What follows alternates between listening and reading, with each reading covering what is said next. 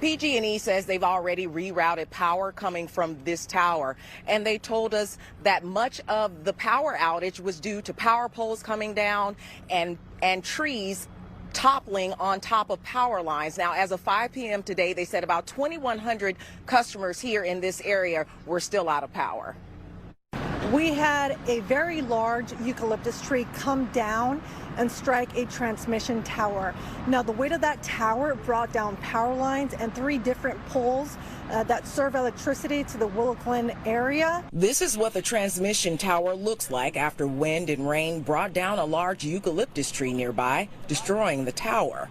PG&E says the amount of water in the ground weakened the tree's foundation, making it easier to topple. This has been a very powerful storm, and it hit the South Bay very hard. Just this morning, throughout our service area, we had about 100 cloud-to-ground lightning strikes reported, a lot of them in the South Bay. PG&E reports 19,248 customers were without power throughout the South Bay as of 7 p.m. Tuesday night.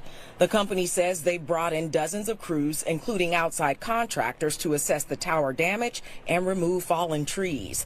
This man says he lives in an encampment along the Los Gatos Creek nearby and explains how he escaped being hit by falling trees. He heard the wind, a gust of wind come through, and next thing you know, he heard the trees being uprooted and taking down the tower.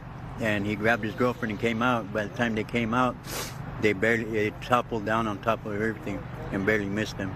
Scott Bradley says he's lived in Willow Glen for 70 years, and he's never witnessed anything like this. I began to see the scope of it, and the more I looked, the more I could see power lines down a quarter mile away, and it's really affected a lot of stuff. So it's going to be a big maintenance job, but it looks like they're going to get on it.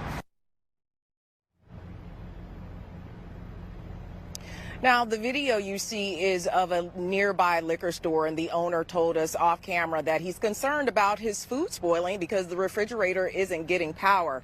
Now, PG&E also says that people without power should take precautions. They should use flashlights instead of candles, and if they're using a generator, they should put it outdoors so that they're not subjected to carbon monoxide poisoning. Now, PG&E says they don't know exactly when they'll have this tower replaced, but they'll be working on it around the clock. Mike? All right, LaMonica Peters live tonight in San Jose. LaMonica, thank you for